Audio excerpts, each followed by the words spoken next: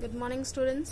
This is chapter number 3 and we were in natural and synthetic fiber. Yesterday I have explained you about the natural fiber and synthetic fiber. Whatever the things we are getting from the nature, means plants and animals, the fiber which is obtained by plants and animals are known as natural fiber. Cotton हो गया, jute हो गया, linen हो गया, ये सब हमें naturally मिलता है. ठीक है.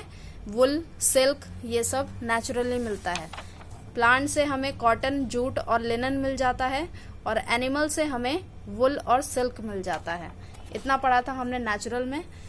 फिर आ गए थे हम मैनमेड में. मैनमेड वो होते हैं जो नेचुरली हमको नहीं मिलते हैं, लेकिन हम इंसान अपने आप खुद बना देते हैं वो फाइबर्स को, तो वो हो जाते हैं मैनमेड फाइबर. इसमें नायलॉन, पॉलिएस्टर, रेयॉन, लिक्रा, ये सब सिंथेटिक फाइबर हैं.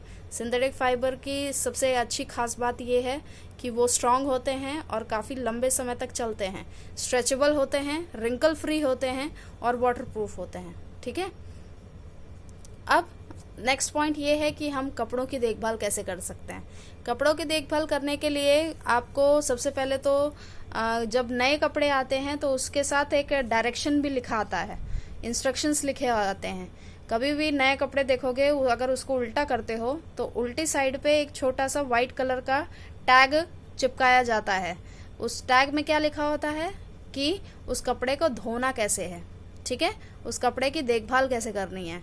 तो कभी भी देखना, जब नए कपड़े लेके आओगे तो हमेशा एक छोटा सा डायरेक्शन का एक टैग कपड़ों पे चिपकाया जाता है. ठीक है.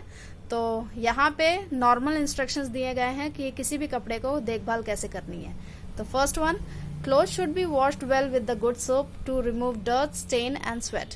क्लोथ को सबसे पहले क्या करना है, बहुत अच्छे से साबुन से उसको धुलना है ताकि उसमें का डर्ट, स्टेन और स्वेट निकल जाए.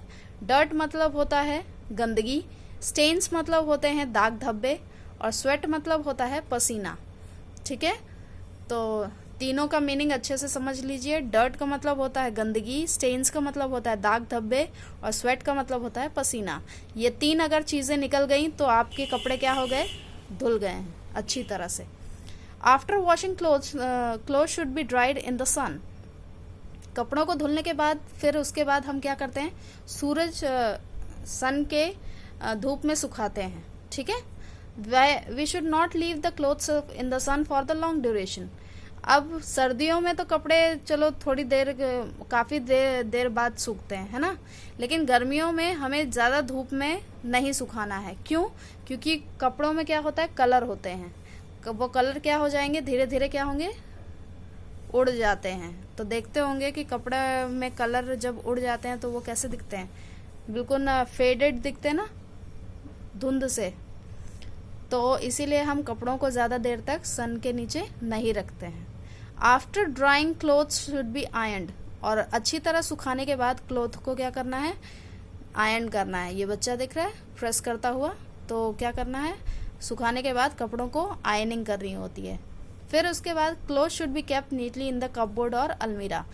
अब कपड़ों को अच्छे से फोल्ड करके हमें अलमीरा में रखना है. अब कुछ कपड़े ऐसे होते हैं जिनको देखभाल की ज़्यादा ज़रूरत होती है. उनमें से कौन से हैं, woollen and silk. Woollen and silk cloth should B dry cleaned और वॉश्ड केयरफुली. वुलन कपड़े, वुलन जो ऊनी कपड़े होते हैं. अब ऊनी कपड़े हम कब पहनते हैं, सर्दियों में. सर्दियों में जब हम कपड़े पहनते हैं तो पता है जब सर्दियाँ आती हैं तभी पहनते हैं, बाकी टाइम तो क्या होता है, रख देते हैं, है ना. तो वुलन कपड़े हम बहुत कम इस्तेमाल में लाते हैं और सिल्क के कपड़े जो हैं वो बहुत महंगे होते हैं. ठीक है. तो सिल्क के कपड़े जो महंगे होते हैं वो भी हम कभी कभार यूज़ करते हैं पहनने के लिए. तो उनको ज़्यादातर रखने के लिए काफ़ी हमें केयरफुल रहने की ज़रूरत है. तो क्या करते हैं, they should be kept with the moth ball और ड्राइड नीम लीव्स. इनको हमें मॉथ बॉल्स के बीचों बीच में रखना पड़ता है. मॉथ बॉल क्या है, वाइट कलर की गोलियां आती हैं. ठीक है. उनको बोलते हैं मॉथ बॉल्स. वो वाइट कलर की गोलियां क्या होती हैं, कीड़े मकोड़ों को पास नहीं आने देती हैं.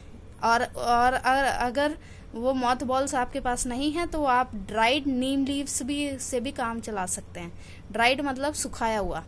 तो नीम तो सभी को पता है. नीम की जो पत्तियां होती हैं उनको अगर सुखाकर उन कपड़ों के बीच में रख दिया और काफ़ी वो 6 महीने तक भी अगर कपड़े आपने नहीं छुए हैं तो वो कपड़ों में कीड़े नहीं लगते हैं।